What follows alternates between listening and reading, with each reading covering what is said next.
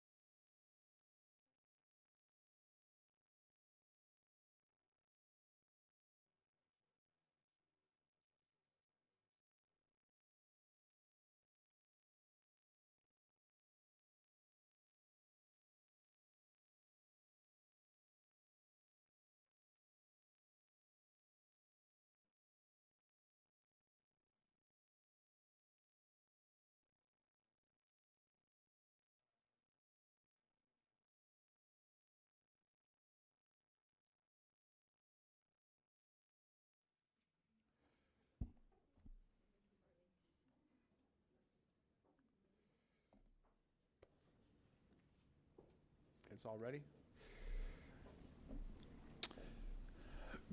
Good morning, everyone. I hope everyone had a very meaningful MLK Day. I know for me and many of my colleagues at Louisville Metro Government, we had a very active weekend where we celebrated the life and legacy of the Reverend Dr. Martin Luther King Jr.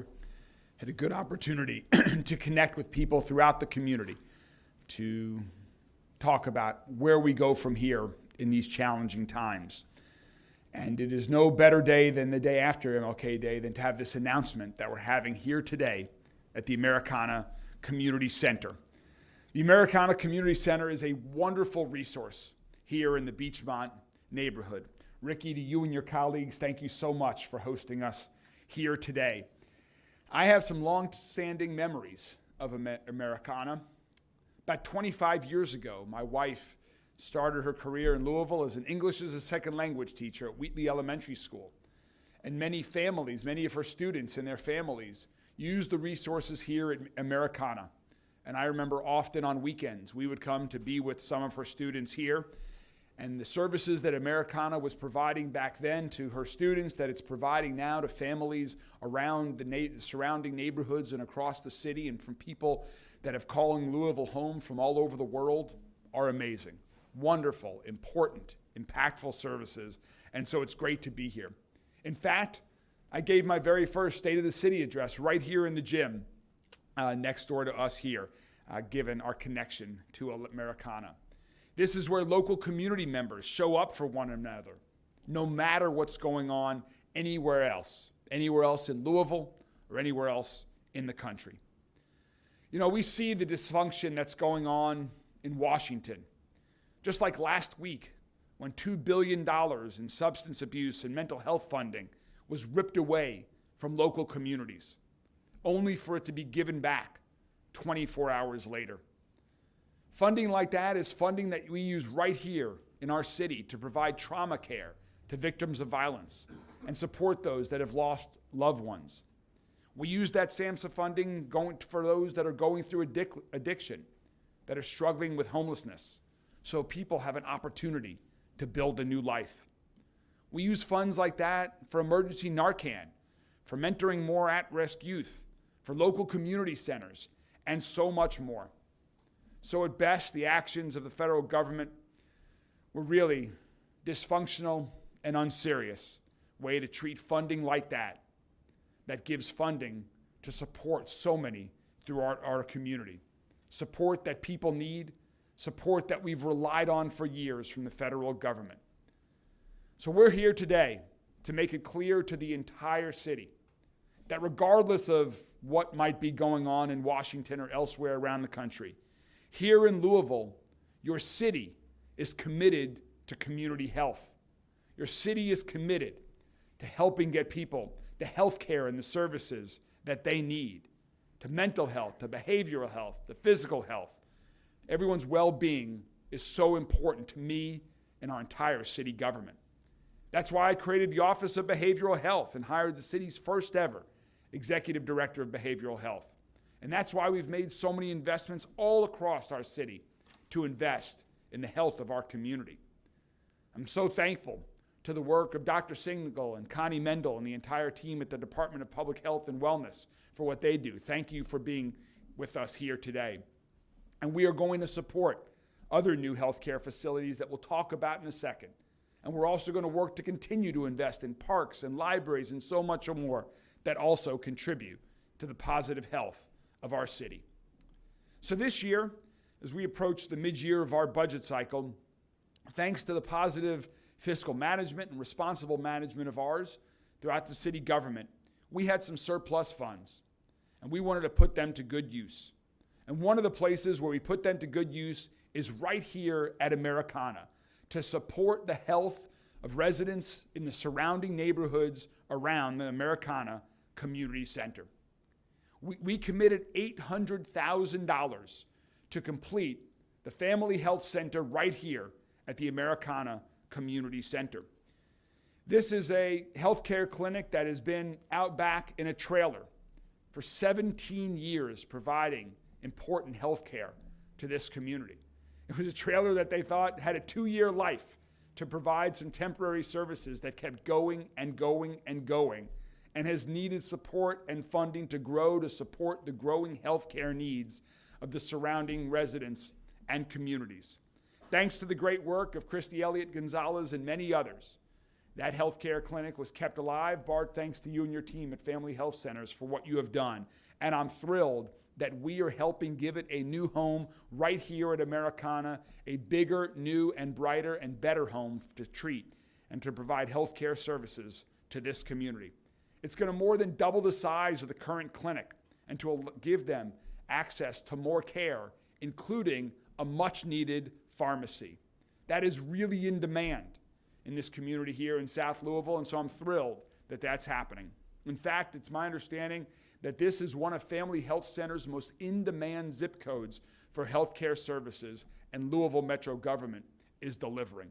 So this was a no-brainer investment for us to help complete the other funding that had been raised over the years but had not yet been completed to make this a reality.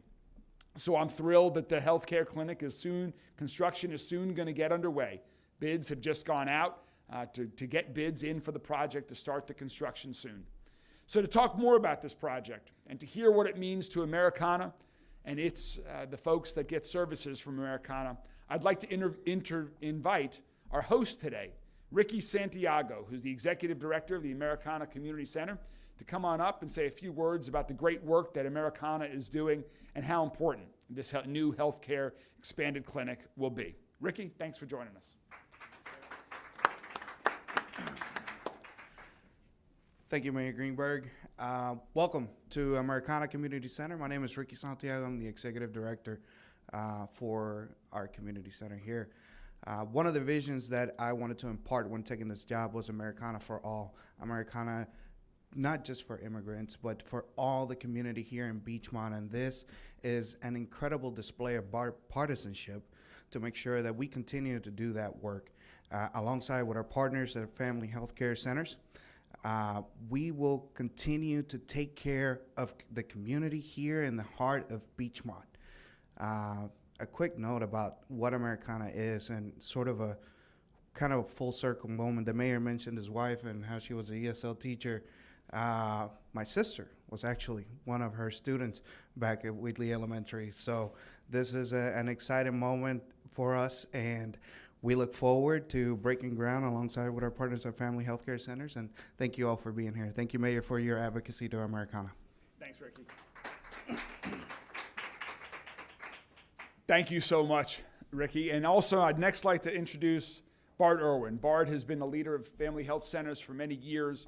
He and his team are doing so much to provide much-needed healthcare services all across our entire community, particularly to communities that are underserved by the healthcare system. Bart, please join us. We'd love to hear more about this great clinic expansion. Thank you. Well, today is a good day. We've worked on this project for about 4 years and are fortunate to have good partners like the Americana Community Center, and appreciate Mayor Greenberg coming out today to kick off this important project. The mayor mentioned that we had been in existence for many years in modular units, and those modular units had actually been used behind the Southwest Government Center for many years prior to moving here. So, Mayor, we'd be happy to give those back to the city. We'll take them. The animals that live underneath come with it. So, Family Health Centers is a community health center, and our mission is to provide high-quality primary and preventative care without regardless of a person's ability to pay. So beyond the structure of this building that will be built in the next year and a half, are the people that serve in that building and the patients that come. Family Health Centers is focused on making this place a welcoming place for anybody who walks through our doors, regardless of who you are. And we are committed to continuing that mission. Healthcare is tumultuous these days. It's crazy. We hope to continue to provide a consistent and safe and welcoming place for people to come in this area and throughout Jefferson County to get quality health care. Thanks. Thanks, Bart. Thank you so much, Bart. I'm incredibly excited that at a time when the federal government is cutting back on health care, that here in Louisville, we're stepping up and we're adding more much needed health care services to communities here in South Louisville. This is just one of two investments that we're making in South Louisville to provide more health care services for people in our community, particularly people that are struggling to access the healthcare system today. So this is a great day for our city. This is going to be a great expansion of this Family Health Center clinic here at Americana, and I'm excited to continue to do even more in spite of the challenges that we're facing from elsewhere. One more quick announcement about another positive thing that will be happening this week, and then I'm happy to take any questions from members of the media. Tomorrow at 2 p.m., a very little known thing about an important artifact that the city of Louisville owns. When the Declaration of Independence was first written, there was one copy, and there were not copier machines back then, as you all know. Fast forward about 50 years later, in 1823, and a printer by the name of William J. Stone made about 200 exact replicas of the Declaration of Independence. And it's those replicas that every time we see a copy of the Declaration of Independence today, it's those copies that for the most part we see. There are about 30 or 40 of those original 200 copies left to be known, or known to be left still in existence. And one of those copies is owned by Louisville Metro government. Thanks to the generation of the Malloy family in 1986, Louisville Metro government has owned one of these valued stone copies, the Declaration of Independence. And in celebration of America's 250th anniversary this year, we're going to be unveiling that copy so that people from all across the community, from around the country, can have an opportunity to see this original stone copy of the Declaration of Independence. That will be tomorrow at 2 p.m. on West Main Street. We're really excited about that announcement, and so we hope to see you all there as well, and then invite the community to come see that copy of the Declaration of Independence. So it's a great way to kick off the week, and with that, I'm happy to take any questions from members of the media. Mayor, you're talking about the surplus. How much surplus do we have right now? Well, this was for at the end of the last fiscal year. There was an approximately $17 million surplus. That was all fully committed to projects like this project here. The $800,000 of that went towards investing in this Family Health Center. So that was to sort of end the last fiscal year, which ended in June 30th. You said bids went out to get someone to build this Family Health Center. Do we know when we'll get that back? And then I don't know if you said a completion date yet. Do you all, or Bart, does somebody want to come up and answer the specific questions about the health center? Do you want to answer that part? Okay. Could you repeat the question, please? Yeah, so bids went out to find the person or the company who's going to build the center. Do we know when that will come back and the completion date? I think the mayor said a year and a half. Yeah, I think that we allow about 10 days for a response for the proposals for the contractor. My guess is probably from the start time, which would probably be a couple months, it'll be a year or a year and a half at the most. Any other topics or anything? My question would be for Ricky or for Bart. I know you mentioned, Mayor Greenberg, that this area, this zip code is in very high demand of healthcare and healthcare options. I don't know if you guys could talk about, you're on the ground, seeing people every day. What is that need? What does that need look like? You guys can both answer. Family Health Center serves about 40,000 individuals per year. We expect to serve a few more in 2025. Haven't got the data yet, but there is a high demand for our services, more than we can accommodate in primary care, but also in dental. Dental is a very scarce resource here in Louisville, and we have 3 dental clinics currently. Tough to keep those going. Dental is very expensive. We also offer behavioral health services as well that are, as you know, are in high demand in the city. So as not a healthcare professional, but I can tell you what we see on the ground here at Americana. So the Beachmont neighborhood is one of the most diverse neighborhoods here in Louisville. It's one of the highest densities in Louisville. So we see a plethora of situations for social services that we provide here, our ESL services as well. And all of these things are interconnected as social determinants of health. So we see the uptick in needs here in Louisville, or primarily the Beachmont neighborhood. So yeah, we do see that quite a lot. So as far as the trailer, is that going to continue as construction happens? Yes, it'll stay working. I mean, it's going to stay in operation while construction's going on. There's not going to be a gap in services. Oh. So we've actually allocated I think 2 classrooms up in our 3rd floor, where some of the services will go upstairs while they continue the operation. So there will be no gap in service. Any other topic for questions unrelated? We have snow coming in this weekend. I think there was some slip spots the other night where the state and the city may not have gotten out as quickly. What's your plan for this weekend? So this time of year, we are monitoring the forecasts 24 hours a day. And thanks to our snow team, we are ready to treat, as I hope people have noticed, that during this snow season, we're brining. We're brining a lot more than we ever have before in previous snow seasons. And so far, we're seeing that has been very successful in keeping the roads safer as a result of some of the precipitation that we've had. So we'll continue to watch the forecast. We'll be ready.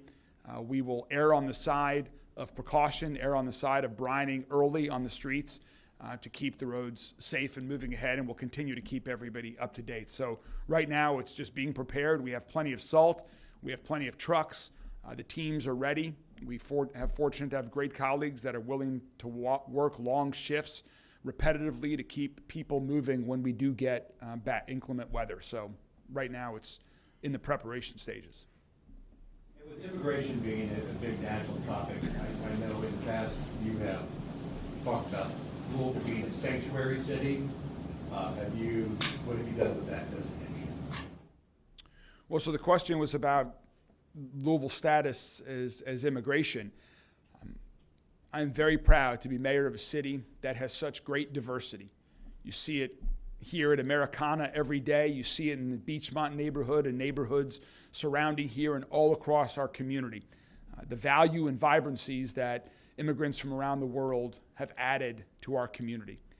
And I stand with them looking for ways to continue to support them during these incredibly challenging times to ensure that they feel safe here in Louisville, that they feel safe owning and operating businesses, working across the entire city, that their kids can go to school safely, that they can get health care at places like the Family Health Center here at Americana and elsewhere. And that's what the city of Louisville will continue to do. We'll continue to work to protect everyone who calls Louisville home, including those who were born elsewhere around the world. Mayor Greenberg, a quick question back on the weather. Do you have any information, any sort of numbers on how many people or how many applications you've received for extreme weather shelters this year? The question was about the number of applications for extreme weather shelters this year. I don't have that, but we can get that to you.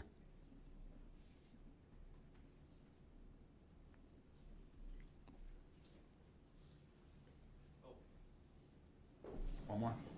Yeah, we may have asked you this question before, and this is not necessarily in your wheelhouse completely, but with JCPS having a $188 million deficit, it does impact your job, I think, at some point. When were you told that there was this kind of deficit? The question, when was I told about when there was a JCPS deficit? I can't remember the exact. I probably found out about it shortly before at the same time as everybody else did. I knew that there were challenges in JCPS's budget for a while, as we all did. In terms of the exact number, though, I don't recall. I'm proud of what Louisville Metro government has done to try to help support JCPS and the kids and the teachers of JCPS, whether it was helping when they had some challenges with transportation a couple years ago, whether it's what Dr. Single and Public Health are doing in the area of public health with eye exams and getting kids eyeglasses that they don't have. We continue to stand ready to be a partner as best we can. They're expected to announce some significant cuts tonight, and it's going to make JCPS look like a completely different entity. What resources, if any, does the city have to pick up those areas? So the question was about JCPS making cuts and what resources does the city have to support them. You know, in my conversations with Dr. Yearwood, I have been encouraging to ensure that we continue to focus on the classrooms, on our schools, that we continue to invest as much money as possible in our schools, in our kids, and in our teachers. That is, having strong quality public education is so important for our community. And so I will continue to advocate for that and look forward to following this as well. And the city will do, you know, what we can to support. If there are individuals that may lose their jobs, there might be opportunities at Louisville Metro government. But again, it's a different entity, so I don't yet have those answers until we know what the cuts are. But if there are ways that Louisville Metro government can support the families and the kids of our communities, just as we have in the past, we will find ways to do that, even if historically that has not been something that the city government has done. When your economic development people are having discussions with other companies, bringing them to Louisville, and the public schools come up, what is that conversation like? So the question was about when we have economic development activities and people ask about the public schools, what are the conversations like?